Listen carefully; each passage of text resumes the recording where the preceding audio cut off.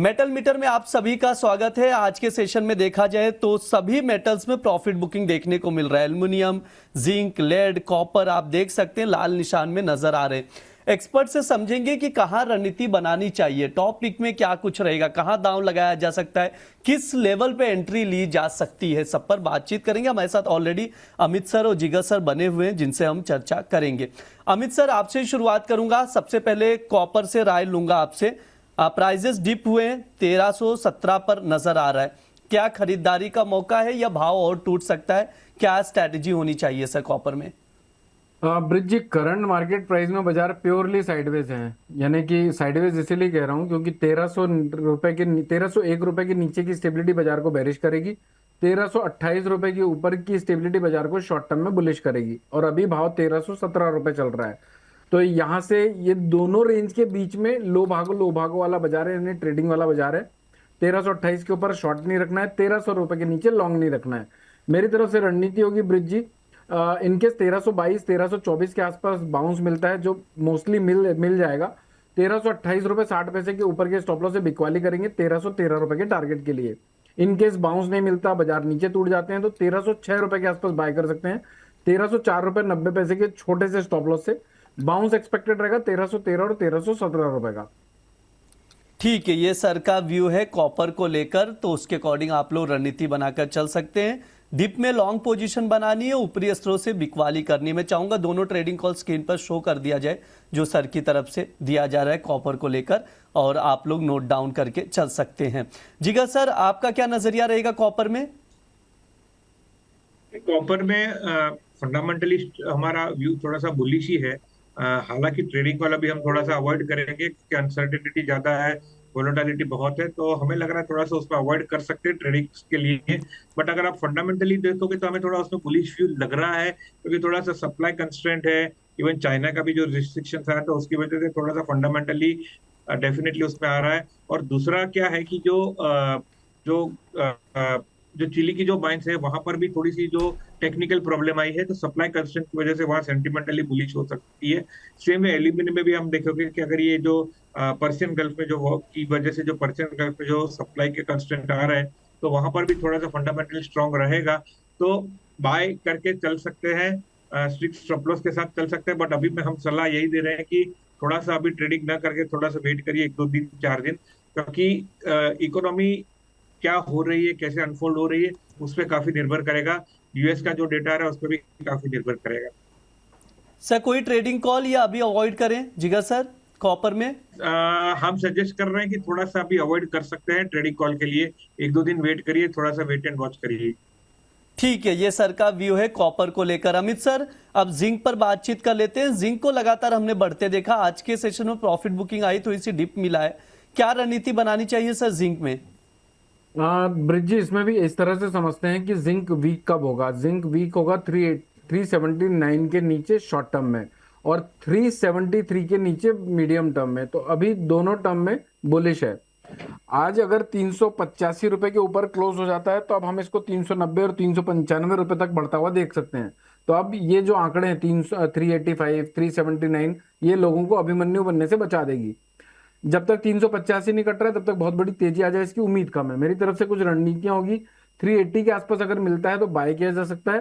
378-90 के छोटे से स्टॉप लॉस से यहां से बाउंस एक्सपेक्टेड है 381 383 तक का।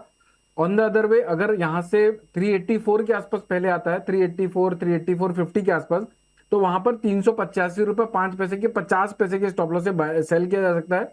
टारगेट होंगे 382 और 380 के। तो 379 के नीचे लॉन्ग पोजीशन में सतर्क होना है, 385 के ऊपर शॉर्ट पोजीशन से। ठीक है, ये सर का व्यू है जिंक को लेकर। ट्रेडिंग कॉल स्क्रीन पर है, आप लोग नोट डाउन करके चल सकते हैं। जिगर सर, आपका क्या नजरिया रहेगा जिंक को लेकर? कौन से लेवल्स इंपॉर्टेंट नजर आ रहे हैं? फंडामेंटल्स क्या कह रहे हैं जिंक के, और कोई राय है ट्रेडर्स के लिए? जिंक में अगर लेवल्स की स्पेसिफिक बात करूं तो अभी जो भाव चल रहा है लगभग 383 के आजू बाजू, उसका एक स्ट्रॉन्ग सपोर्ट रहेगा। 376 का एक स्ट्रॉन्ग सपोर्ट है, और ऊपर में रेजिस्टेंस रहेगा लगभग 387 388 का। बाय करके ही चल सकते हैं। जैसे मैंने कॉपर में भी बोला व्यू बुलिश है, एल्यूमिनियम में भी थोड़ा सा व्यू बुलिश है, रेंज बाउंड है रादर। जिंक में हमारा व्यू थोड़ा सा बुलिश है ऊपर की तरफ 387 388 के टारगेट के साथ आप कर सकते हैं, लेकिन उसका स्टॉप लॉस रखना पड़ेगा लगभग 375 376 का स्टॉप लॉस रखना पड़ेगा। ठीक है, ये सर का नजरिया है जिंक को लेकर, तो ट्रेडर्स उसके अकॉर्डिंग रणनीति बनाकर चल सकते हैं। अमित सर, एल्युमिनियम पर भी व्यू दे दीजिए, क्या स्ट्रैटेजी होनी चाहिए सर एल्युमिनियम में? हाँ, एल्युमिनियम में पिछले शो में भी हमने ये एक चीज एक्सप्रेस करी थी कि ब्रिज जो हाई लग चुका है वो 2026 का लग चुका है लगता है, यानी बहुत बड़ी तेजी आ जाए, जैसे हमने एल्युमिनियम को ऑलमोस्ट 400 रुपये तक आता हुआ देखा। अब शायद वो भाव 2026 में तो नहीं लगेंगे। अगर देखिए, कॉपर और जिंक में नजर बना के रखनी पड़ेगी एल्युमिनियम को ट्रैक करने के लिए, क्योंकि एल्युमिनियम की रेंज अभी बहुत ब्रॉड हो चुकी है, बहुत ऊपर से करेक्शन दिया हुआ है। तो ऊपर के साइड में 344 रुपये 40 पैसे और 350 रुपये बेस्ट पॉसिबल लगते हैं। हो सकता है एक बार 350 को टेस्ट करे, क्योंकि बाजार में एक शॉर्ट कवरिंग अभी भी एक्सपेक्टेड है। लोअर साइड में अगर जिंक और कॉपर अपना जो 1300 रुपये का लेवल बताया, कॉपर में 379 का, जिंक में, तो इसमें सेलिंग प्रेशर और ट्रिगर हो सकता है जो 226 227 तक जा सकता है, क्योंकि 227 226 की बेस बनाकर 400 रुपये को टेस्ट करके बाजार अभी 340 रुपये पर खड़ा हुआ है। ठीक है, ये सर का व्यू है एल्युमिनियम को लेकर, तो उसके अकॉर्डिंग आप लोग देखिएगा। जिगर सर, आपका क्या नजरिया है एल्युमिनियम पर, लेड पर, निकल पर, मतलब किसी मेटल में टॉप पिक में कोई रिकमेंडेशन और एक शॉर्ट व्यू दे दीजिए सर प्लीज, कहां पर अपॉर्चुनिटी है? जिंक में हमें लग रहा है थोड़ी सी अपॉर्चुनिटी है, 380 283 का जो चल रहा है, थोड़ा सा नीचे है वहां लीजिए। ऊपर में टारगेट 387 388 का रखिए, और उसका टारगेट, उसका स्टॉप लॉस रखिए लगभग 375 376 का स्टॉप लॉस रखिए। ठीक है, ये सर की ओर से राय दी जा रही है। अमित सर, एक सवाल का जवाब दे दीजिए। किशोर जी पूछ रहे हैं कि उन्होंने कॉपर बाय किया था 1340 पर, लॉन्ग पोजीशन है, 2 लॉट है उनके पास। कॉपर का भाव अभी देखें तो 1316 चल रहा है, लेकिन ये जुलाई वायदा है। ऑलरेडी हम लोग कॉपर अगस्त वायदे पर राय लेंगे, क्योंकि उनकी पोजीशन अगस्त वाले में ही है। सर, क्या स्ट्रैटेजी होनी चाहिए, आपकी राय क्या रहेगी? 1334 का यहाँ पर अप्रॉक्स देखा जाए तो 1334-35 के करीब अभी भाव चल रहा है, 1340 का लॉन्ग पोजीशन है, क्या किया जाए सर?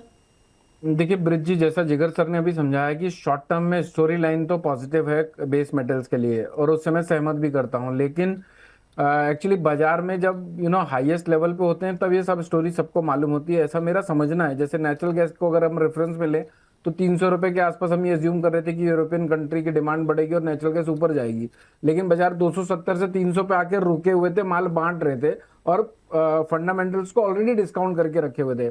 तो मुझे ऐसा लगता है कॉपर में 1360 रुपए के ऊपर निकल जाए इसकी उम्मीद अभी तो इमीडिएटली नहीं लगती है।